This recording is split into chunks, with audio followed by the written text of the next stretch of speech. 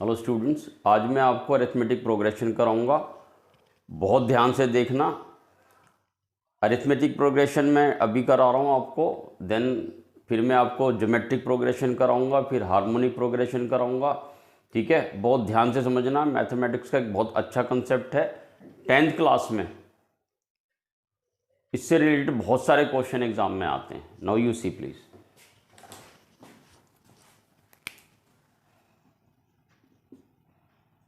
Arithmetic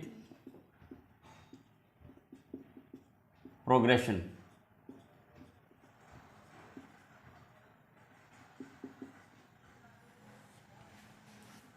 ठीक है,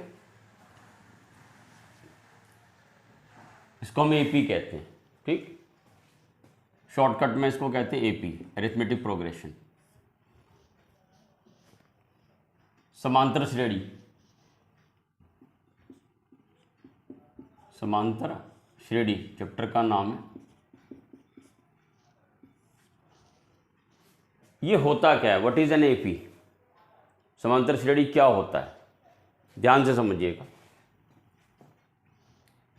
जैसे मान लो मैं एक संख्या लेता हूं 5, then 10, 15, 20 and so on so forth. आप इसमें एक बात देख रहे हैं, हर किसी में 5 ऐड हो रहा है। ठीक है, ये अरिथमेटिक प्रोग्रेशन कहते हैं इसको। हम बढ़ रहे हैं आगे, कुछ प्लस करते हो, सेम संख्या बार बार इसमें प्लस हो रही है। जो भी संख्या इसमें प्लस होती जा रही है बार बार, वो इसका कॉमन डिफरेंस है, सार्व अंतर जिसे कहते हैं, यानी कि डी। अब आप एक संख्या और देखिए, 27, 25, 23, 21। अगेन आप इसमें देख रहे हैं कि एक सर्टेन वैल्यू कम होती जा रही। तो एक ऐसी सीरीज जिसमें एक सर्टेन संख्या, एक संख्या बढ़ती जाए या घटती जाए, उसको हम कहते हैं अरिथमेटिक प्रोग्रेशन। एक ही संख्या या तो ऐड होती जाए, जैसे इसमें 5 ऐड हो रहा है, इसमें क्या हो रहा है? +5।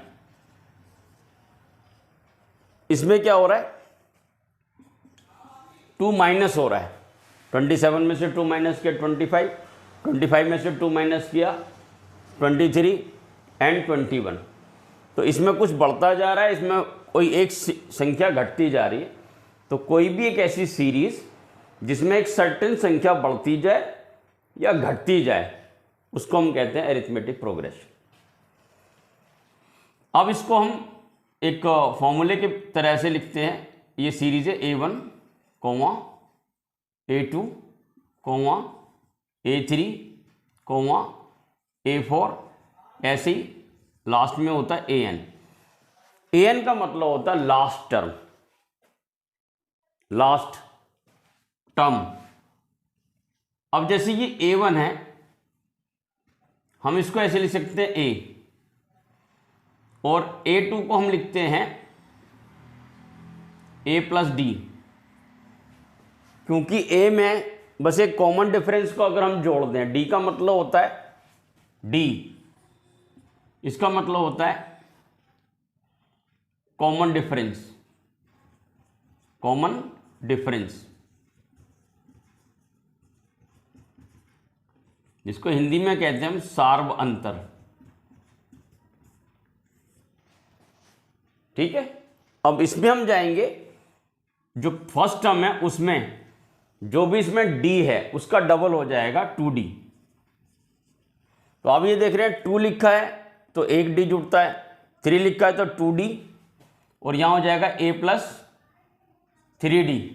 और ऐसे करके आप हर बार आप देख रहे हो, A1 था तो D था ही नहीं, A2 था तो इसमें एक बार D आ गया, A3 है तो 2 बार D आ गया, और A4 है तो 3 बार D आ गया, यानी कि D एक कम आएगा।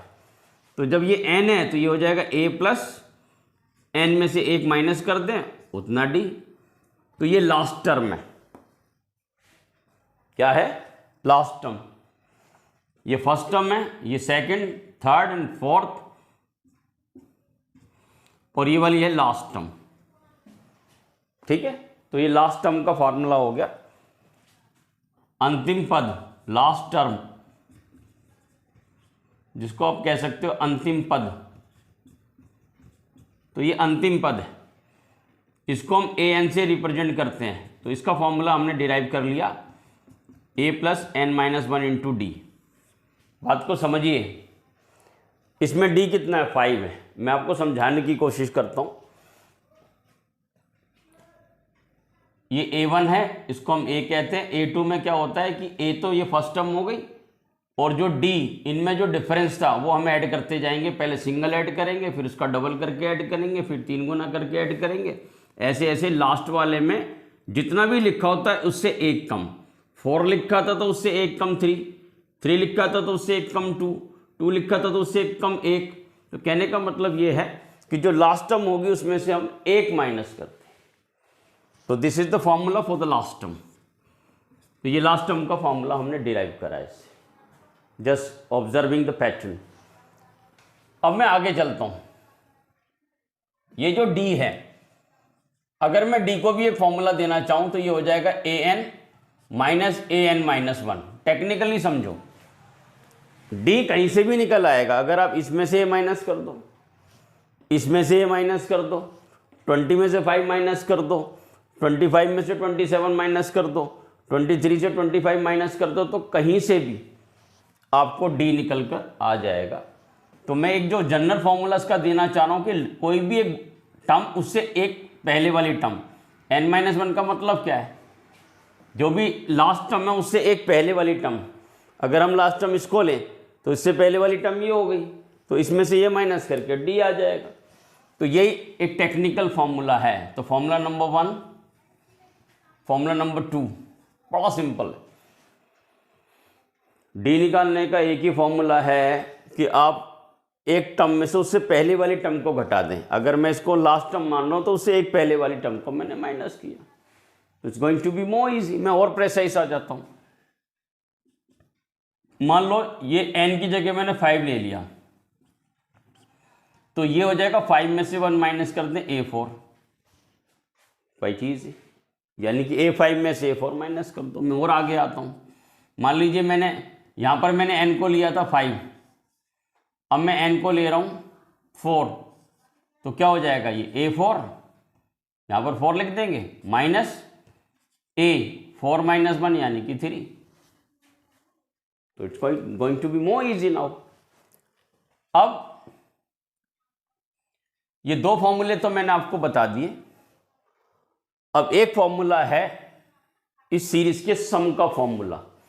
मान लीजिए ऐसे ऐसे करते करते करते करते हम 50 टर्म तक चले गए, तो उन सब का टोटल क्या होगा, ये बड़ा इंटरेस्टिंग है। ये मैं आज आपको समझाना चाहता हूं। Now listen to me and let me rub it first.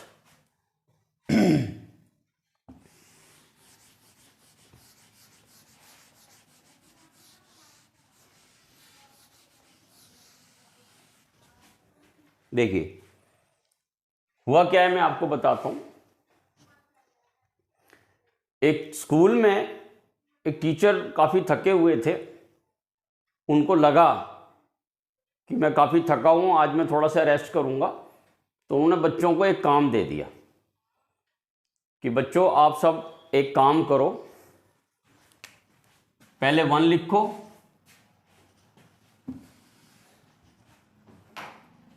पहले 1 लिखो, फिर 2, फिर 3, इनको ऐड करते जाओ 100 तक।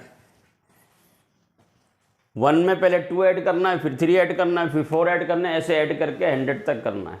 तो ये बड़ा इजी सा लग रहा है अभी, लेकिन अब आप मान लीजिए 19 होगा, फिर 20 ऐड करना पड़ेगा, फिर 21, फिर 22, फिर 23, 24, 25, 26।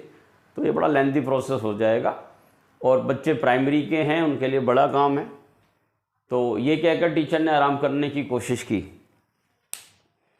और इससे पहले कि टीचर आराम वाली मुद्रा में जा पाते, तभी एक बच्चे ने सर से पूछा, सर ये मुझे आंसर बताइए। और सर को मालूम था, उन अध्यापक को मालूम था कि इतनी जल्दी तो नहीं कर सकता कोई, तो उन्होंने बच्चों को डांट दिया, बहुत ज़्यादा डांटा कि उस बच्चे के आंसू निकल आए। जब बच्चे ने कहा कि सर ठीक है, हो सकता है मुझसे गलती हो गई है, तो आप बता दीजिए क्या आंसर आएगा। तो टीचर उस दिन बहुत ज़्यादा गुस्से में था, क्योंकि बहुत थका हुआ था, बहुत थके हुए थे टीचर।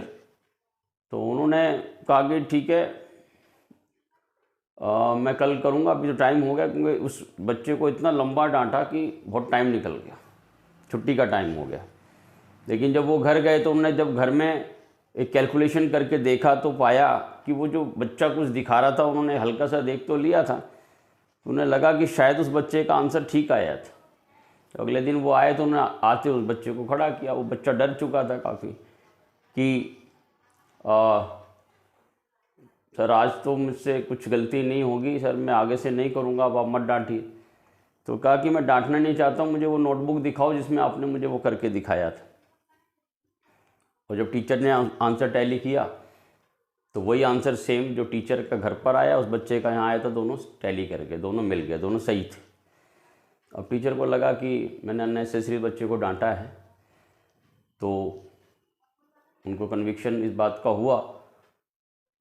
तो बच्चे से टीचर माफ़ी तो नहीं मांगेंगे, लेकिन बच्चे ने कहा कि ठीक है सर, इट्स ओके, अगर मेरा ठीक था तो सर बस ठीक है, थैंक यू सो मच।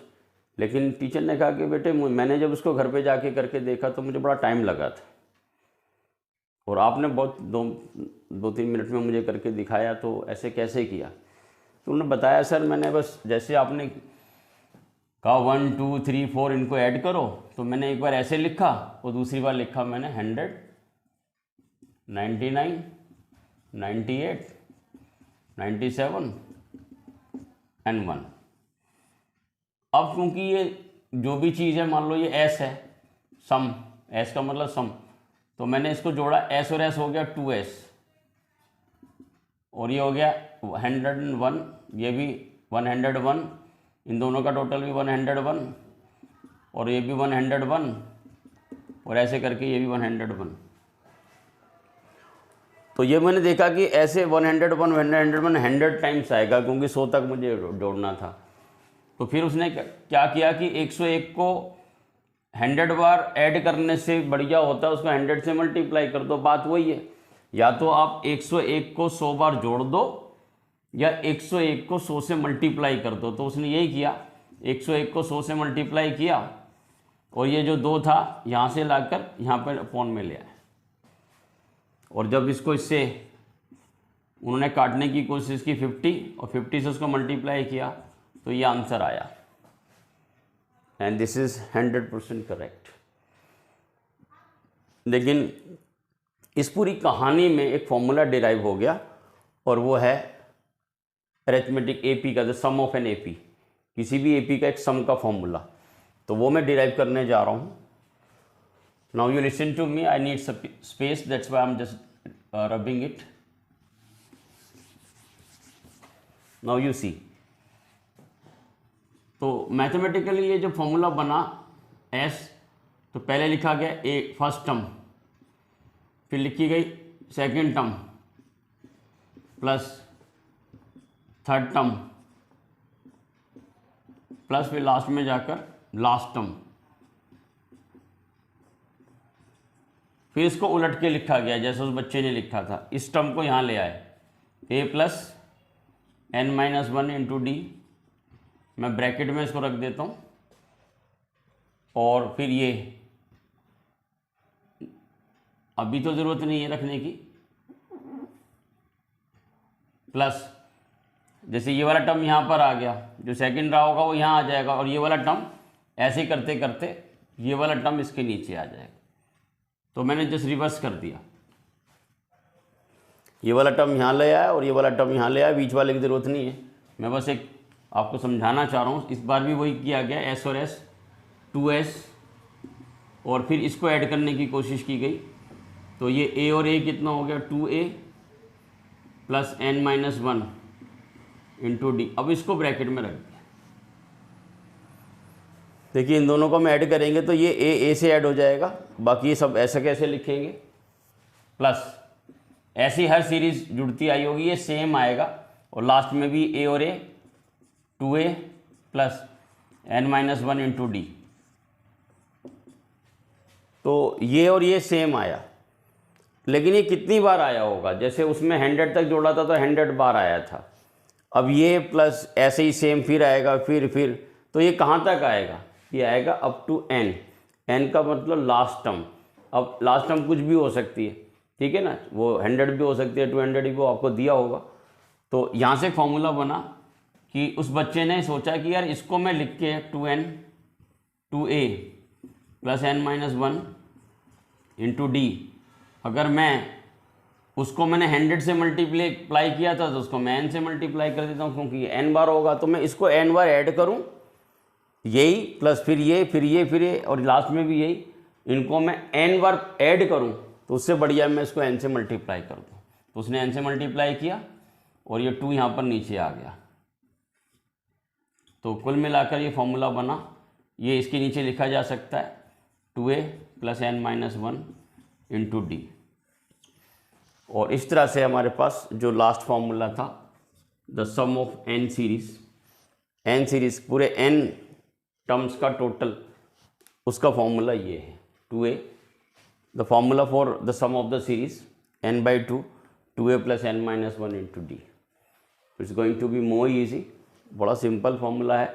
तो मैंने आपको कुल मिला के 3 फॉर्मूले डिराइव करवाए हैं, ठीक है।